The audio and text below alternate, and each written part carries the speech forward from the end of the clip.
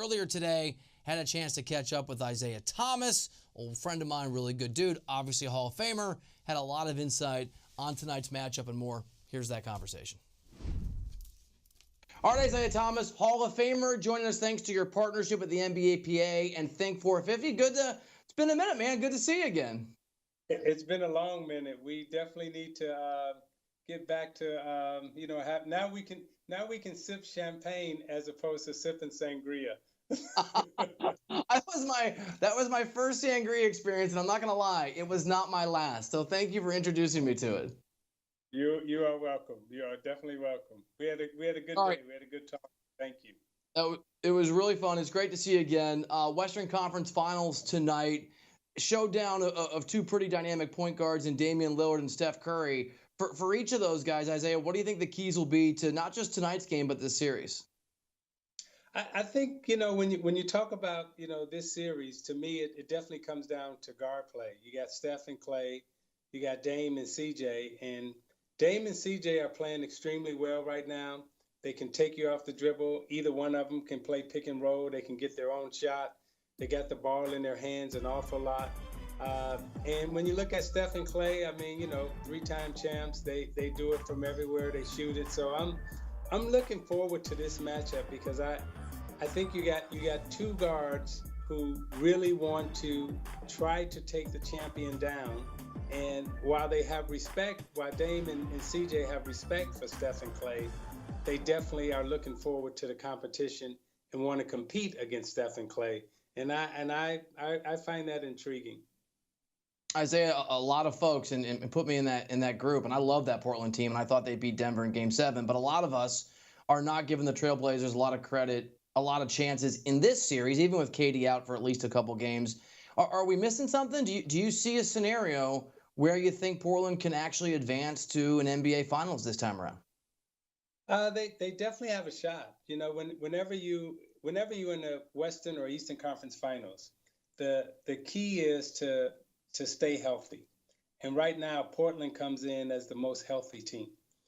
Even though they're missing Nurkic, their leading center, they've played a couple of rounds without him, so they got a feel and an understanding and the confidence how to play. Golden State is still trying to adjust to life without KD, even though they beat Houston without Durant. Playing against this Portland team is going to be a little different. It's a little different kind of style. It's a little different kind of play.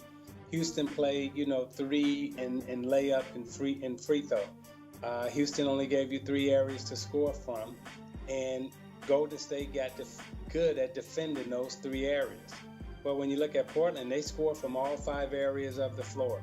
They use the mid-range, they use the post game, they use layup, they shoot the 3. They give you a multitude of areas that you have to defend, which is, will stress Golden State a lot. However, Golden State is a champion. Steve Kerr is a great coach.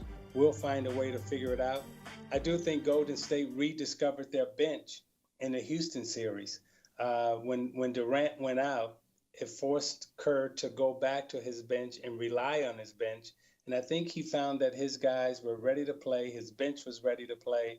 Not only were they ready to play, but they were able to play, perform, and do well in a stressful situation and environment. Isiah, we hear a lot about how hard it is to win back-to-back NBA championships, let alone what the Warriors are going for, which is a three-peat. You're one of the few people on earth who know something about that. You and your Pistons teams, you won back-to-back championships. You made that Eastern Conference Finals in year 3 before losing, I think, to Chicago, if I'm remembering properly. Can you just give us a sense of why it is so difficult and what the Warriors need to try to do just to keep their eye on the prize going for that third one? The exhaustion that you face from playing year in and year out over a period of years. Golden State right now, I think they're in their 5th or 6th year of playing at this level and going for it. They've played more games than anyone in the NBA at this point in time. And not only have they played more games because of advancing every year, what makes it so difficult is the physical exhaustion, but more so importantly, the mental exhaustion. Being able to sustain that level of concentration for so many years, at some point in time, there's a crack. And the crack comes when there's a turnover or there's a missed free throw, or you have muscle injuries in terms of soreness, in terms of tears. Those things that start to weigh on you. And that's why they always said it's a marathon, not a sprint. And when you're trying to win multiple championships and then trying to three-peat, if you haven't changed the nucleus of that team, then it's going to be difficult. It's going to be extremely difficult.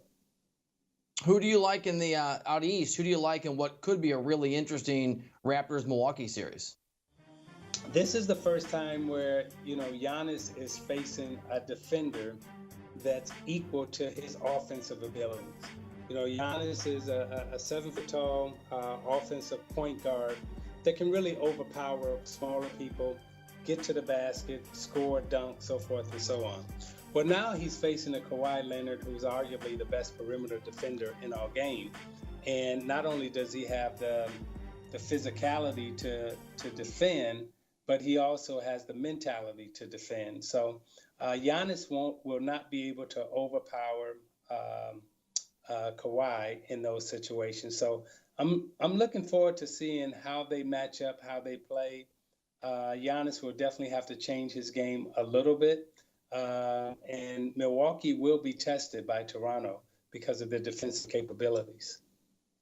Isiah, you have a history and a connection to the Knicks. You're close to that owner. Draft lottery is not that far away later this evening. How do you feel about Zion Williamson, whoever gets the #1 overall pick, in terms of his potential at the next level?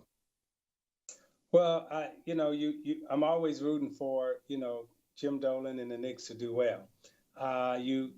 You look at Zion, and he's a marketing bonanza. And whoever gets him, from a marketing standpoint, and a basketball playing standpoint, I mean, it's, who knows what he can turn out to be. But I just know the excitement around him, the excitement in terms of what he's done as a basketball player and what he's capable of doing for your franchise off the floor. I mean, it's, I don't think we've ever seen anyone come in the league in a long time with this type of marketing potential where they can really just explode your franchise and take it to another level. Just a couple more for you. Do you think, Isiah, that combination of what you just walked us through in his game, for you, is he the no-brainer #1 overall pick for whoever has the opportunity to draft first? You can't pass on him. No way you can pass on. Again, his athleticism, his off the charts likability for a franchise, what he'll do for your fan base. There's no way you can pass on. He's a generational player, and these guys come along once in a lifetime in terms of their ability to be marketed. Now, what type of basketball player he will be, he's definitely got some growth that needs to occur. But what he'll do for your franchise in terms of energy, marketing wise, and everything else. I mean, he's, I guess the last one to come in and do it like this was LeBron from a marketing standpoint. And then LeBron turned out to be the great player that he is. So that was, the double ticket, so to speak. Isiah, last time I saw you, we were talking about your MBA, your entrepreneurial future, which has gone extremely well. Congratulations. And I know that you paired with the NBPA and THINK450. Can you tell us a bit about that partnership? Yeah, last time I think we were talking, I was in school. You were at Berkeley. Yeah. So I went back. I finished. I got my master's in education at Berkeley, and now with THINK450 and the NBPA, we've partnered with them. I own a champagne company called Shoreline Champagne. We have over 200 acres over in Champagne. So it's the real deal. You're not getting a fake champagne. You're getting real champagne that comes from Champagne. Our champagne is low in sugar or zero sugar. And this is the first time that the NBA Players Association, THINK450, has partnered with one of their own in the champagne and in the business.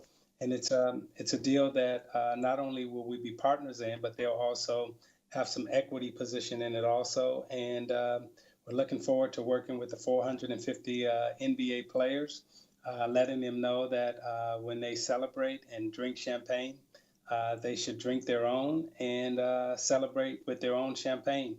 We have one of the only 90+ rated portfolios of champagnes in the United States, and I'm very proud of the quality of champagnes that we've been able to deliver. I love that. My wife's a big champagne fan, so I'll contribute and make my wife very, very happy. And you're right. We will go next time you get west. If you have time, hit me up. We'll go from sangria, moving up in the world, to some champagne. Isiah Thomas, thanks for hanging out, man. Hey, thank you, and it was good to see you.